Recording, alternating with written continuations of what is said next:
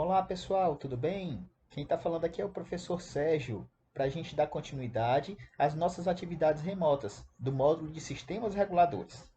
Espero que todos estejam bem, com saúde e tentem também aproveitar o máximo de coisas boas que esse momento está nos oferecendo. Novas experiências, novas atividades, novas atitudes e novas habilidades. A nossa atividade de hoje será uma conferência do módulo de Sistemas Reguladores, com o tema de ciclo cardíaco. Esta atividade está relacionada com o bloco do CDP-5, onde nós vamos discutir vários aspectos relacionados ao coração e aos vasos sanguíneos. O que vamos discutir hoje? Nossa discussão será abordada em torno de 4 aspectos principais. Primeiro, o que é a eletrofisiologia cardíaca, ou seja, o que é o funcionamento elétrico do coração. Segundo, o que é circuito cardíaco e como ocorre? Quando a gente fala em circuito cardíaco, a gente tem que se lembrar da grande circulação e pequena circulação e como ocorrem essas circulações. Terceiro, o que é ciclo cardíaco? Nesse tópico, nós vamos conversar um pouco sobre sístole e diástole do coração.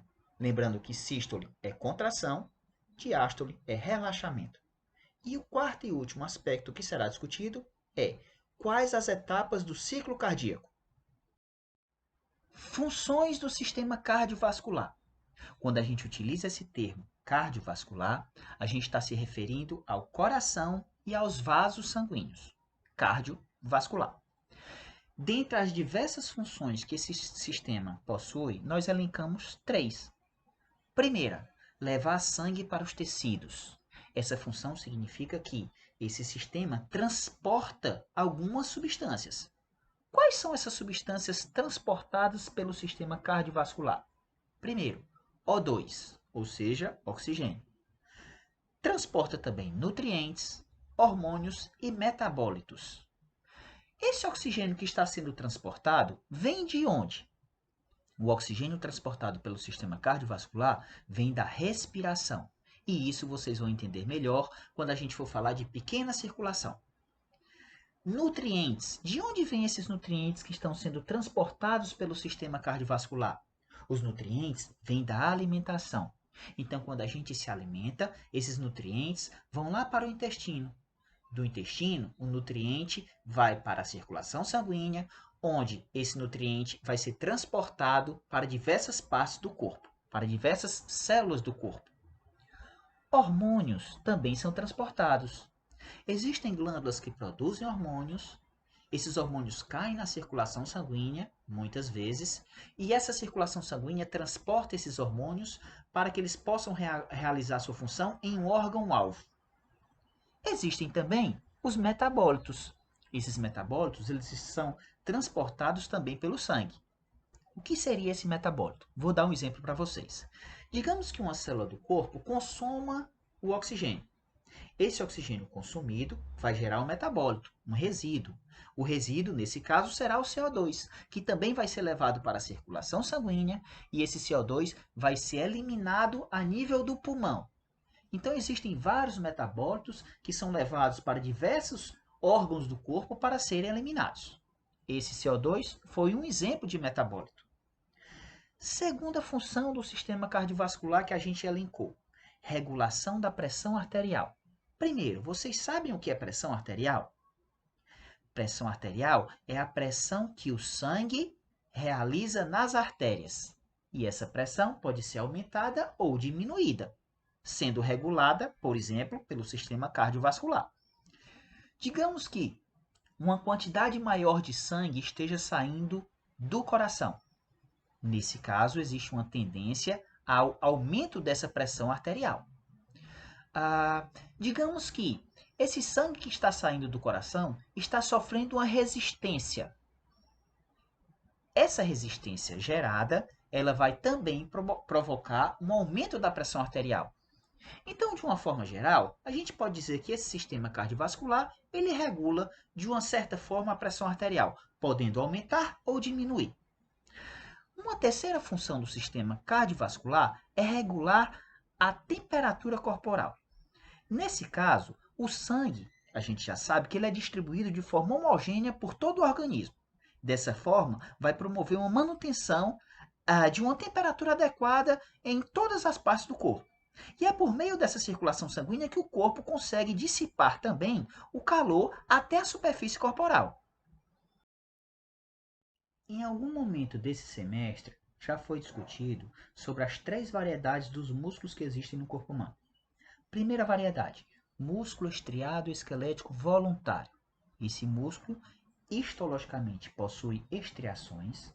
Esse músculo se liga ou se prende ao esqueleto e se contrai de forma consciente. A segunda variedade de músculo é o músculo liso visceral involuntário. Esse músculo histologicamente não possui estriações, portanto é considerado como liso. Esse músculo ele não se prende ao esqueleto, ele está em uma víscera, portanto é considerado como visceral. E ele se contrai de forma inconsciente, de forma involuntária. A terceira variedade de músculo é o músculo estriado cardíaco, que, como o nome já diz, histologicamente ele possui estriações, porém ele se contrai de forma involuntária. Tecido muscular cardíaco. Lembre-se que quando a gente fala em tecido, a gente tem que se lembrar logo que o tecido é formado por várias células. E no tecido muscular cardíaco existem basicamente 2 tipos de células: as células contráteis e as células não contráteis. Mas lá na frente a gente vai falar das células não contráteis. Agora a gente vai tentar se aprofundar um pouco nessas células contráteis. Reforçando, célula muscular é a mesma coisa de fibra muscular. Se a gente fizer uma comparação entre a fibra muscular esquelética e a fibra muscular cardíaca, a gente vai perceber que a fibra cardíaca ela é mais curta. E se for feito um corte transversal nessa fibra muscular cardíaca, a gente percebe que ela é menos circular comparada à fibra muscular esquelética. A célula contrátil do músculo cardíaco possui algumas estruturas. Por exemplo, os discos intercalares. De acordo com essa imagem, a gente pode perceber que é um tecido muscular e as fibras musculares estão se juntando nessa imagem. Tá? Então, o que seriam esses discos intercalares?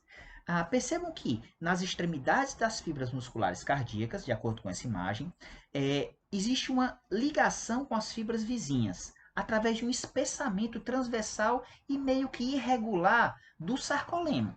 Então, esse espessamento transversal e irregular, essas saliências nas extremidades das fibras cardíacas, são chamadas de discos intercalares.